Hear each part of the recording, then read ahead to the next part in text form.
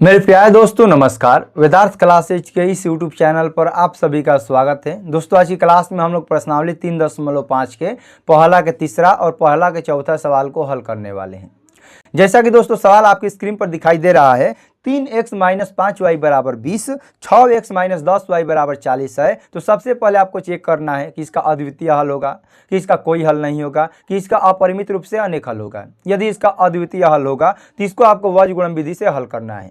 तो आइए दोस्तों इसको समझने का प्रयास करते हैं। सवाल बहुत आसान है। यदि अद्वितीय हल होगा तो वज्र गुणन विधि से हल करेंगे, यदि अद्वितीय हल नहीं होगा तो इसको वज्र गुणन विधि से हल नहीं करेंगे। तो जब भी वज्र गुणन विधि वाला नियम लगा दे तो एक कंसेप्ट याद रखिएगा, किसी और में नियम लगेगा या नहीं लगेगा, लेकिन वज्र गुणन विधि में सबसे पहले आपको क्या करना है, सभी संख्याओं को टांग के बराबर की इस साइड में लाना है।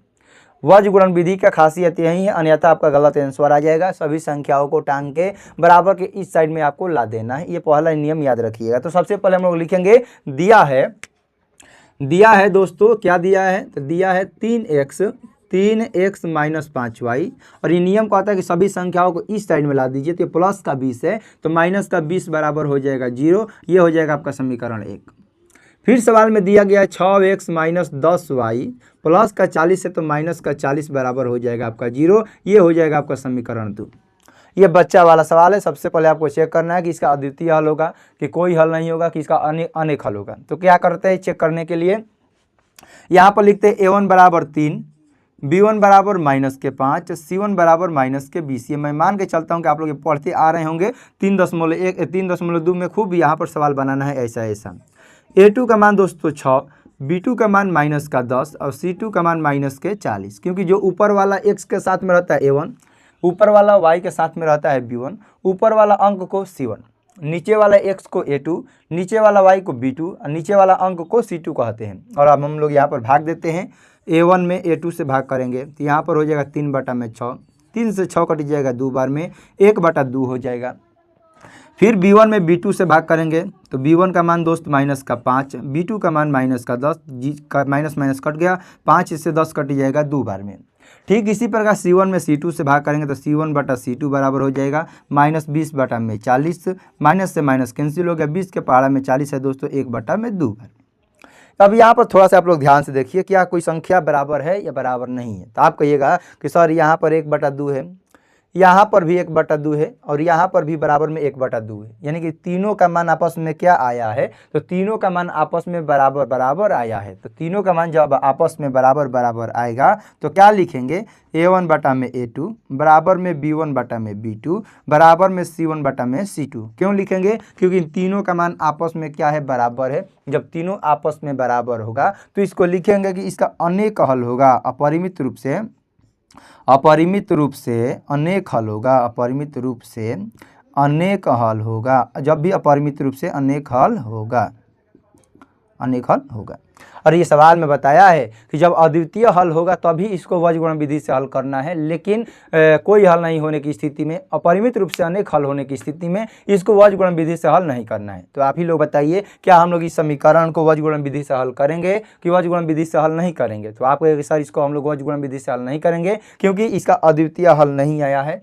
यदि अद्वितीय हल आता तो इसको हम लोग वज्र गुणन विधि से हल करते, यदि अद्वितीय हल नहीं आया है तो इसको हम लोग वज्र गुणन विधि से हल नहीं करेंगे। तो इसका यही आंसर हो जाएगा, अपरिमित रूप से अनेक हल होगा। अब अगला सवाल की हम लोग चर्चा करते हैं, तब तक आप लोग इसको नोट कर लीजिए या स्क्रीनशॉट ले लीजिए।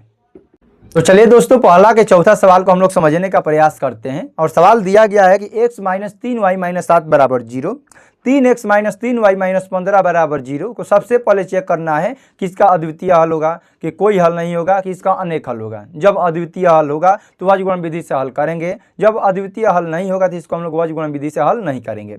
तो सबसे पहले हम लोग लिखेंगे, दिया है समीकरण 1, ये बराबर में 0 है तो इसको अलग से लिखने की जरूरत नहीं, इसको मान लेंगे समीकरण 1। और ये भी बराबर में 0 है तो इसको मान लेंगे हम लोग समीकरण 2। हम लोग जानते हैं कि शुरू वाले को a1 कहते हैं, a1 का मान यहाँ पर कुछ नहीं तो 1 है, b1 का मान दोस्त यहाँ पर -3 है, यहाँ पर c1 का मान -7 है, यहाँ पर नीचे वाले को a2 कहते हैं, a2 का मान 3 दिया है, नीचे वाले को b2 कहते हैं, b2 का मान -3 दिया है, और नीचे वाले अंक को c2 कहते हैं, c2 का मान -15 दिया है।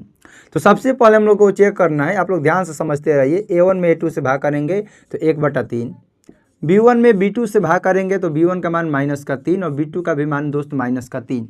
3 से 3 कितना बार में कट जाएगा, एक बार में, तो b1 बटा b2 का मान दोस्तों 1 दिया है। फिर c1 में c2 से भाग करेंगे तो c1 में c2 से भाग करेंगे तो -7/15, माइनस से माइनस कैंसिल हो जाएगा 7/15।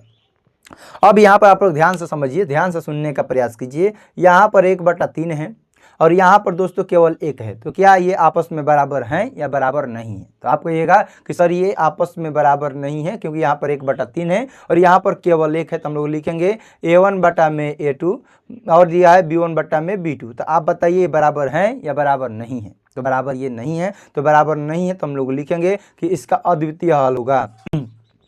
इसका अद्वितीय हल होगा। हम लोग जानते हैं कि जब a1 बटा में a2 b1 बटा में b2 और नॉट इक्वल टू a1 बटा में a2 not equal to b1 बटा में b2 रहता है तो अद्वितीय हल होता है, अद्वितीय हल होगा। तो क्या अब इसका हम लोग वज्रगुणन विधि से हल करेंगे कि वज्रगुणन विधि से हल नहीं करेंगे? तो आप कहिएगा कि सर सवाल में दिया गया है कि जिसका अद्वितीय हल होगा उसको आपको वज्रगुणन विधि से हल करना है। तो यहाँ पर इसका a1 बटा में a2 और b1 बटा b2 आपस में बराबर नहीं है, और बराबर नहीं है तो इसका अद्वितीय हल होता है, और जब अद्वितीय हल होता है तो इसको हम लोग वज्रगुणन विधि से हल करेंगे।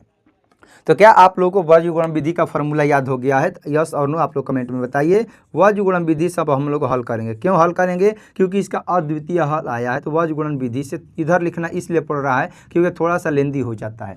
फॉर्मूला क्या होता है दोस्त? x/b1c2 minus b2c1 y/a2c1 minus a1c2 1 बटा में a1b2 माइनस a2b1। ये क्या होता है दोस्त? फार्मूला होता है वज्रगुणन विधि का x/b1c2 minus b2c1 y/a2c1 minus a1c2 1 बटा में a1b2 माइनस a2b1। अब आपको क्या करना है? मान रखना है। बचा वाला सवाल हो गया। यहाँ पर x का मान दोस्त लिखेंगे x, b1 का मान दोस्त यहाँ पर दिया है -3, b1 का मान -3 और c2 का मान दोस्तों यहाँ पर -15 दिया। ध्यान से आप लोग समझते रहिए। b1 का मान -3, c2 का मान -15, क्योंकि सवाल में बोला b1c2 फिर -b2c1, तो b2 हो जाएगा -3, b2 हो जाएगा -3 और c1 हो जाएगा दोस्तों -1, तो b2c1 x बराबर बटा में हो गया b1c2 माइनस b2c1। फिर y बटा में हो जाएगा, y बटा में इधर मैं आ जाता हूँ, आप लोग सुनने का प्रयास कीजिए। a2c1 a2c1, तो a2 का मान दोस्त दिया 3 और c1 का मान -7 दिया है, -7। फिर माइनस a1c2, तो a1 का मान 1, a1 का मान 1 और c2 का मान दोस्तों -15, तो ये हो जाएगा y बटा में a2c1 माइनस a1c2 बराबर 1 बटा में a1b2, a1 का मान 1, b2 का मान -3, फिर माइनस लिखेंगे a2b1 3 गुणे -3। ये हुआ आपका दोस्तों मान। यहाँ पर हमने सबसे पहला काम किया है मान रख दीजिए। मान रखने के बाद हम लोग इसका हल करेंगे। तो ये हो जाएगा x बटा में माइनस माइनस प्लस 15 तिया 45, माइनस माइनस प्लस 15 तिया 45। यहाँ पर देखिए minus minus plus, plus minus minus 3 सते 21 बराबर फिर y बटा में 3 सते 21 माइनस का 21 हो जाएगा, -7 गुणे 3 सते 21। यहाँ पर माइनस है और यहाँ पर माइनस है तो माइनस माइनस हो जाएगा दोस्तों प्लस, और 15 है कम क्या हो जाएगा? 15 हो जाएगा। फिर 1 बटा में दोस्तों 3 एकम 3, तो ये -3 हो जाएगा क्योंकि आगे माइनस है। फिर यहाँ पर माइनस है और यहाँ पर माइनस है तो माइनस माइनस मिलके हो जाएगा दोस्तों प्लस, और तीसरी का हो जाएगा आपका दोस्तों 9। 45 में से 21 घटेगा तो कितना हो जाएगा? 24 हो जाएगा। y बटा में 21 में से 15 घटेगा तो कितना हो जाएगा? तो 21 में से 15 घटेगा तो -6 हो जाएगा। बराबर में 1 बटा में माइनस प्लस होता है माइनस, 9 में से 3 घटेगा तो दोस्तों आपका 6 हो जाएगा। ये आपका समीकरण 1, ये आपका समीकरण 2, ये हो जाएगा आपका समीकरण 3, ये हो जाएगा आपका समीकरण 4 और ये हो जाएगा आपका समीकरण 5। जब समीकरण 3 और 5 को हल करेंगे तो x का मान आएगा, जब समीकरण 4 और 5 को हल करेंगे तो y का मान आएगा। तो लिखेंगे समीकरण 3 और 5 से, समीकरण 3 और 5 से। तो समीकरण 3 कितना दिया गया है, x बटा में 24। समीकरण 5 दिया गया 1 बटा में 6। ये भाग में, पहले ये भाग में 24 है तो इधर आएगा तो क्या हो जाएगा दोस्तों, गुणा में हो जाएगा। तो x बराबर भाग में है तो इधर आएगा तो गुणा, 24 से कम 24 बटा में 6, 6 से 24 कट जाएगा 4 बार में, x बराबर हो जाएगा दोस्तों आपका 4। फिर समीकरण 4 और 5 से हल करेंगे तो लिखेंगे समीकरण 4 और 5 से, समीकरण 4 और 5 से। तो समीकरण 4 दिया गया है y बटा में माइनस का 6 बराबर में 1 बटा में 6। ये 6 भाग में है तो बराबर की इधर आएगा तो क्या हो जाएगा, गुणा में। तो 6 में 1 से गुणा करने पर ये भी क्या हो जाएगा, 6 हो जाएगा। तो माइनस का 6 बटा में 6, क्योंकि -6 में 1 से गुणा करने पर माइनस का 6, 6 के पहाड़ा में 6 एक बार में है तो y बराबर हो जाएगा माइनस का 1। तो लिखेंगे अतः x बराबर 4 तथा y बराबर, x बराबर 4 तथा y बराबर माइनस का 1। और यही हो जाएगा हम लोग का दोस्तों सही उत्तर। जब भी चेक करने को कहेगा वो गुणन विधि में तो थोड़ा सा लेंदी हो जाएगा, क्योंकि सबसे पहले a1 b1 c1 ये तो लिखना ही है, a2 b2 c2 लिखना है। उसके बाद ये 2-3 लाइन स्टेप बढ़ाना है, a1 में a2 से भाग, b1 में b2 से भाग, c1 में c2 से भाग करना है। उसके बाद देखना है कि अद्वितीय हल है, यदि अद्वितीय हल है तो गुणन विधि से हल करेंगे, यदि अद्वितीय हल नहीं है तो गुणन विधि से हल नहीं करेंगे। तो फिर गुणन विधि का सूत्र लगाया, मान रखा तो मान रखने पर एक समीकरण 3 बना, समीकरण 4 बना, समीकरण 5 बना। x का मान लाने के लिए समीकरण 3 और 5 से हल करेंगे, समीकरण y का मान लाने के लिए समीकरण 4 और 5 को अलग करेंगे। तो यहाँ से x का मान, यहाँ से y का मान, x और y का मान हम लोग का आ गया। तो मैं आशा करता हूं दोस्तों कि आपको समझ में आ गया एकदम बहुत बढ़िया से, एकदम झकास तरीके से।